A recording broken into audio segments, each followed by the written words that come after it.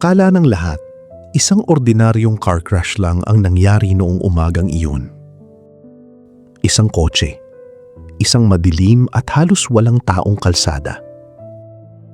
3 kabataan sa loob at isang banggaan na napakalakas. Halos hindi na makilala ang sasakyan. Pero habang sinusuri ng mga investigador ang bawat segundo bago tumama ang kotse sa gusali, may isang tanong na unti-unting bumigat sa lahat. Paano kung hindi ito aksidente? Paano kung ang isang bagay na unang inakala ng marami bilang tragic mistake ay isang desisyong ginawa ng sadya? Noong July 31, 2022, sa Strongsville, Ohio, 2 lalaki ang hindi na nakauwi. Sina Dominic Russo at Davion Flanagan. Ang driver, si Mackenzie Sherilla, ay nakaligtas. Pero ang tanong na iiwan ng pagbangga na iyon ay mas malalim pa kaysa sa ano ang nangyari. Ang tanong ay bakit?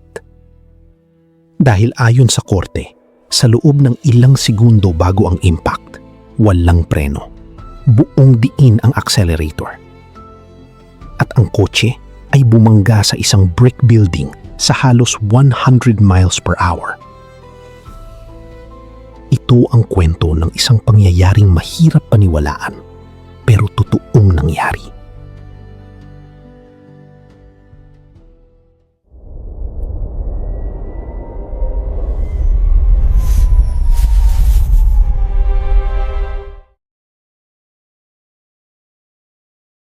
Sa labas, ordinaryo lang sila tingnan. Mga kabataang may mga kaibigan, may relasyon, may social media, may mga planong hindi pa nabubuo ng buo. Mga edad na karaniwang iniisip pa lang ang future. Kung saan mag-aaral, sino ang mamahalin, saan pupunta pagkatapos ng party, at kung paano haharapin ang susunod na yugto ng buhay. Si Dominic Russo ay 20 years old. Si Davion Flanagan ay 19. At si Mackenzie Sherilla ay 17 nang mangyari ang pagbangga. Bagamat kalaunan ay haharap siya sa kasong pang-adulto. Si Mackenzie at Dominic ay matagal nang magkarelasyon. Ayon sa court records, nagkakilala sila sa school at halos 4 na taon nang magkasama bago ang trahedya. Para sa pamilya ni Dominic, si Mackenzie ay hindi basta girlfriend lang. Matagal siyang naging bahagi ng kanilang mundo. Nakitira pa siya sa bahay na konektado sa pamilya Russo. Sa labas, may mga pagkakataong mukha silang normal. May mga taong nakakita sa kanila na tila sweet, magkasama, at nag-uusap pa tungkol sa future. May mga sandaling parang sila ay 2 kabataang nagmamahalan lang, tulad ng maraming relasyon na dumadaan sa gulo, pero pilit pa rin kumakapit. Pero may isang bagay na hindi alam ng marami. Sa likod ng mga larawang parang maayos, may relasyon na unti-unti nang nagiging mabigat. Ayon sa ina ni Dominic, sa 6 na buwan bago ang pagbangga, napansin niya ang pagbabago. Nagkaroon ng away, hiwalayan, pagbabanta, at pagiging possessive. May mga bagay na noong una ay maaaring inakalang parte lang ng toxic na relasyon. Pero kalaunan, magiging mahalagang bahagi ito ng buong kwento. Dito nagsimulang magbago ang lahat. Bago pa ang gabing iyon, may isang insidente na tila ordinaryong away lang sana. Ayon sa testimonya sa court records, noong July 2022, ilang araw bago ang pagbangga, tumawag si Dominic sa kanyang ina. Galit, upset. May nangyayari sa loob ng sasakyang minamaneho ni Mackenzie. Isang kaibigan ng pamilya, si Christopher Martin, ang pinapunta para sunduin siya. Habang papalapit sila sa lugar, narinig umano ni Martin sa tawag ang pagtatalo ni na Dominic at Mackenzie. At doon, ayon sa kanyang testimony, sinabi ni Mackenzie ang mga salitang hindi na basta-basta mabubura sa kasong ito. Nawawasakin niya ang kotse. Hindi ito simpleng linya sa gitna ng away. Hindi rin ito otomatikong patunay ng mangyayari. Pero nang dumating ang July 31, nang bumangga ang kotse sa isang brick wall at 2 tao ang namatay, ang mga salitang iyon ay bumalik na parang aninong matagal nang nasa gilid ng kwento. Sa puntong iyon, wala pang nakakaalam na may paparating na trahedya. Wala pang nakakaalam na ilang araw pagkatapos noon, isang kalsada sa Strongsville ang magiging huling dadaanan ni Dominic at Davion. Bago tayo magpatuloy, kung gusto mo ang ganitong mga kwento, malaking tulong ang pag-like, pag-comment at pag-subscribe sa Kwentong Kakaiba TV. Sa simpleng suporta mo, mas marami pa tayong kwentong mababalikan ng may respeto at pag-iingat.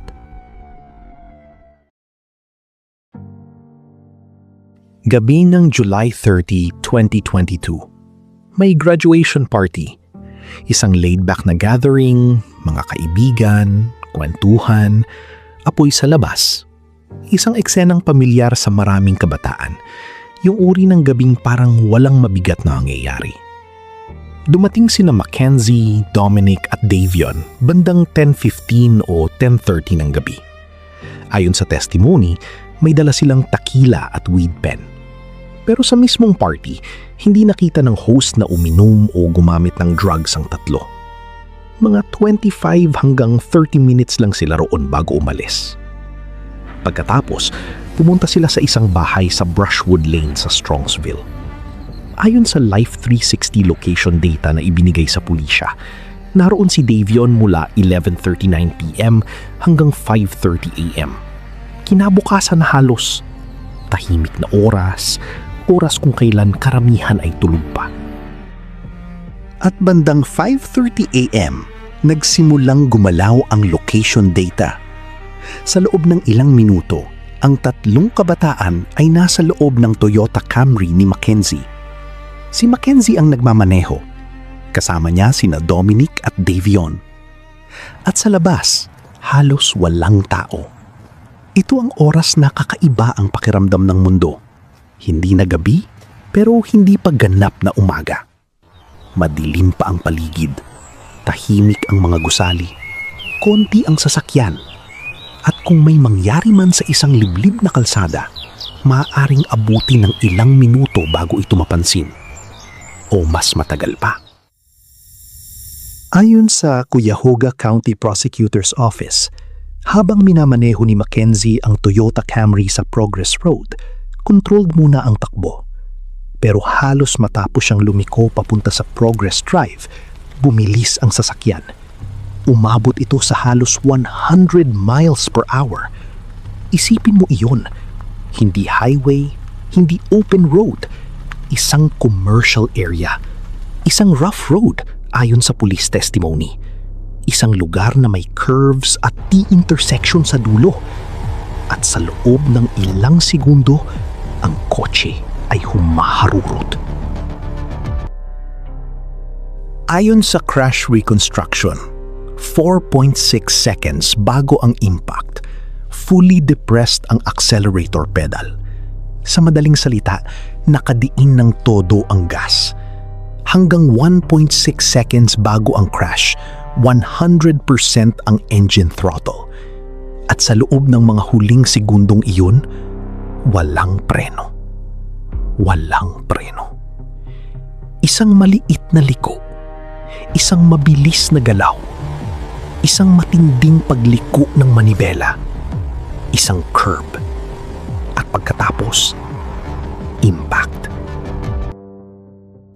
Tumama ang kotse sa Pleadco Building, isang brick structure sa intersection ng Progress Drive at Alameda Drive. Sa lakas ng banggaan, inilarawan ng unang responding officer na ang kotse ay parang cut in half.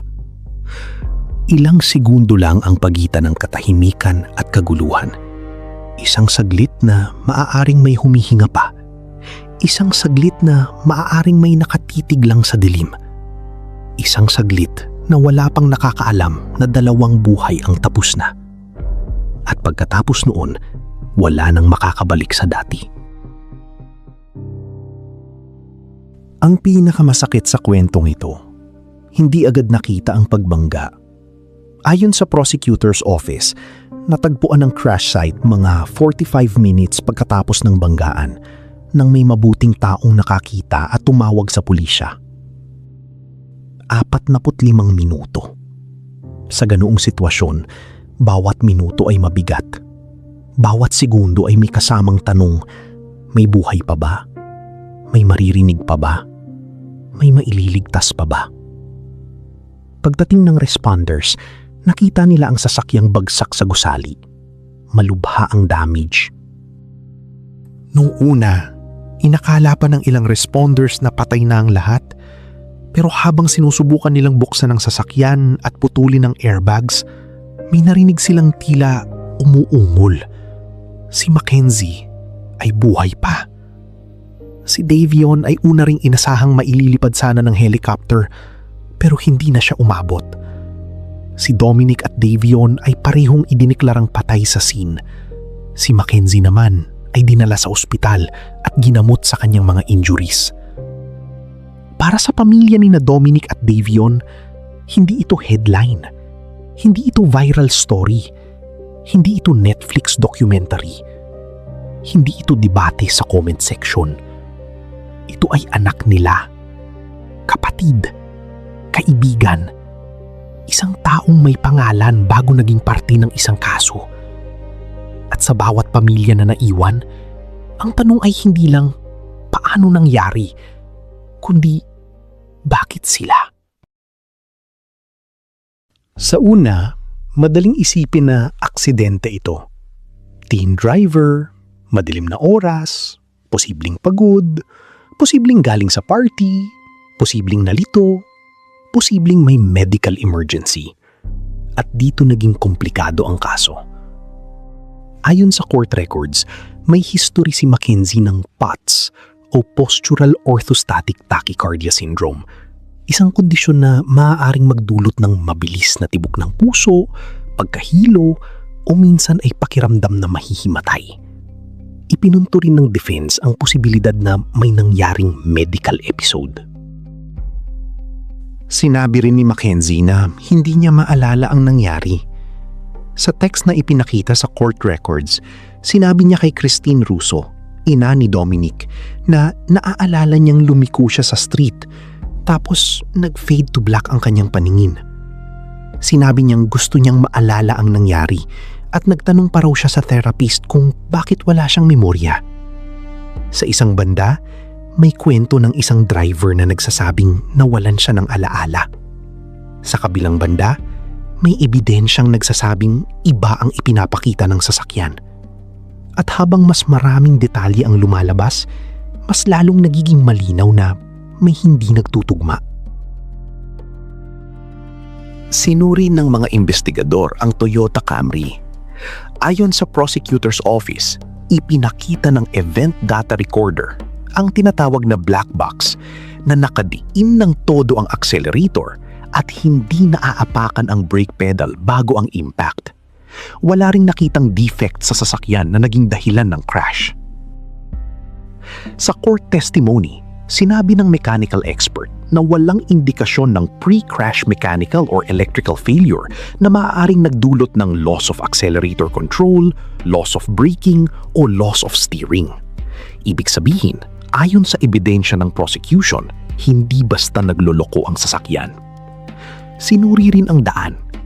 Ayon sa officer na maraming beses nang dumaan doon, rough road ang daan, may curves, at nang i-drive niya ang route sa maximum speed na 54 mph gamit ang patrol car, sinabi niyang iyon na ang pinakamabilis na kaya niyang gawin ng safe. Pero ang kotse ni Mackenzie, ayon sa reconstruction, ay umaabot sa halos 97 miles per hour bago umalis sa roadway. Hindi lang mabilis, napakabilis. At habang binubuo ng prosecution ng timeline, lumitaw ang isa pang detalye. Ayon sa detective, may GPS data mula sa phone ni Mackenzie na nagpapakitang nasa area siya ng Progress and Alameda noong July 28, ilang araw bago ang crash. Nilinaw din sa cross-examination na hindi pinpoint exact ang cellphone location ping, pero naging bahagi pa rin ito ng larger picture na tiningnan ng korte. Sa korte, hindi isang detalye lang ang tiningnan. Hindi lang bilis, hindi lang relationship, hindi lang previous argument, hindi lang black box, hindi lang route, hindi lang kawalan ng preno. Ang kaso ay parang puzzle. At bawat piraso, kapag pinagtabi-tabi, ay bumuo ng isang mas madilim na larawan. Pero ang pinakamatinding tanong ay ito. Kung hindi ito aksidente, ano ito? Sa trial, waived ni Mackenzie ang karapatan niya sa jury trial. Ibig sabihin, judge ang magdedesisyon. At noong August 14, 2023, napatunayang guilty si Mackenzie Shirila sa 12 charges. Kabilang ang 4 counts of murder, felonious assault, aggravated vehicular homicide, drug possession, at possessing criminal tools. Ang judge na si Nancy Margaret Russo ay nagsabing ang video ng crash ay malinaw na nagpapakita ng purpose and intent. Ayon sa court decision, nakita ng trial court na pinili ni Mackenzie ang isang obscure route, isang rutang hindi regular na dinadaanan. At nangyari ito sa oras na kakaunti ang tao sa paligid para makakita o tumulong. Sinabi rin ng korte na sinadya niyang idiin ang pedal, dalhin ang kotse sa halos 100 mph at itutok ito sa brick wall. At dito pumasok ang pinakamabigat na finding ng korte. Ayon sa appellate court summary ng trial court ruling, maaaring speculation lamang kung balak din ni Mackenzie na patayin ang sarili niya. Pero sa pananaw ng korte, napatunayan beyond reasonable doubt na kumilos siya ng purposeful at intentional para patayin sina Dominic at Davion. Inilarawan ng korte ang kanyang actions bilang controlled, methodical, deliberate, intentional, at purposeful. Iyon ang darkest revelation ng kasong ito. Hindi na lang ito tungkol sa isang pagbangga. Ito ay tungkol sa posibilidad na ang isang sasakyan ay ginamit bilang weapon. Isang ordinaryong kotse, isang tahimik na kalsada, isang pader, at 2 pasaherong wala ng pagkakataong bumaba. Para sa pamilya ni na Dominic at Davion, ang desisyon ng korte ay nagbigay ng legal na sagot. Pero ang grief, hindi natatapos sa verdict. Kapag may namatay sa ganitong paraan, ang naiwan ay hindi lang lungkot. May kasama itong galit, pagkalito, at paulit-ulit na tanong na hindi madaling patahimikin. Ano ang huling naramdaman nila? May alam ba silang mangyayari? Nakaramdam ba sila ng takot? May pagkakataon ba silang makapagsalita? May paraan ba para naiwasan ito? At higit sa lahat, bakit? Noong sentencing, sinabi ng prosecution na walang sentence na makakapagpagaling sa mga pamilyang nawalan. Si Mackenzie ay sinintensyahan ng life in prison na may first eligibility for parole after 15 years. Ibig sabihin, hindi siya otomatikong lalaya pagkatapos ng 15 taon. Iyon ang unang pagkakataon na maaari siyang ikonsidera para sa parole. Ayon sa court records, 2 murder counts ang naging sentensya niya. 15 years to life each, served concurrently. Sinuspinde rin ang kanyang driver's license for life dahil sa aggravated vehicular homicide convictions. Si Mackenzie ay umapela. Noong September 26, 2024, inaffirm ng Ohio 8th District Court of Appeals ang convictions niya. At noong April 2025, iniulat ng WKYC na hindi didinggin ng Ohio Supreme Court ang kanyang appeal. Sa mata ng korte, malinaw ang outcome. Pero sa mata ng publiko, lalo pang lumawak ang usapan. Noong May 2026, muling pinag-usapan ang kaso dahil sa Netflix documentary na The Crash na muling nagbalik sa detalye ng pangyayari at sa magkabilang panig ng kwento. Ayon sa Time, Tinatalakay ng documentary ang kaso ni Mackenzie Shirilla at ang mga pangyayari sa likod ng pagbangga. Sa documentary at mga recent reports, patuloy na iginiit ni Mackenzie at ng kanyang pamilya na hindi niya sinadyang patayin sina Dominic at Davion. May mga ulat ding sinasabi niyang wala siyang maalala sa mismong pagbangga at hindi niya nakikita ang sarili bilang monster. At dito nagiging mas mahirap ang kwento. Dahil sa bawat true crime case, may legal truth, may emotional truth, at may mga taong hindi kailanman magkakasundo sa interpretasyon ng nangyari. Para sa prosecution at sa korte, intentional ang ginawa niya. Para kay Mackenzie at sa kanyang supporters, hindi raw niya iyon sinatya. Para sa pamilya ng mga biktima, dalawang mahal nila sa buhay ang nawala at walang paliwanag ang sapat para ibalik sila. May mga kasong nakakagulat dahil sa brutality. May mga kasong nakakabigat dahil sa betrayal. Pero ang kasong ito, nakakapanlamig dahil ang linya sa pagitan ng aksidente at krimen ay pinaghiwalay ng ilang segundo lamang. 4 na segundo. 5 segundo. Isang accelerator. Isang preno na hindi naapakan. Isang pader na hindi umiwas. At 2 buhay na hindi na maibabalik. Minsan, ang pinakamapanganib na sandali ay hindi yung may hawak na baril o kutsilyo. Minsan, ito ay nasa loob ng sasakyan, kasama ang taong pinagkakatiwalaan mo. Sa oras na akala mo, pauwi ka lang. At yan ang dahilan kung bakit mabigat ang kwento ni na Dominic Crusoe at Davion Flanagan. Dahil hindi sila basta mga pangalan sa court document. Hindi sila supporting characters sa kwento ni Mackenzie. Sila ang 2 buhay na nawala. 2 pamilyang nasira. 2 future na pinutol bago pa tuluyang magsimula. Sa huli, ang kwentong ito ay hindi lang tungkol sa isang pagbangga. Tungkol ito sa mga senyalis na hindi napansin, sa relasyon na maaaring naging mapanganib, sa mga desisyong nagagawa sa gitna ng galit, takot o kontrol. At sa katotohanang may mga segundo sa buhay na hindi na pwedeng bawiin. Dahil minsan, ang isang maling apak, isang maling direksyon, isang desisyong ginawa sa dilim ay sapat para gawing libingan ang isang ordinaryong kalsada.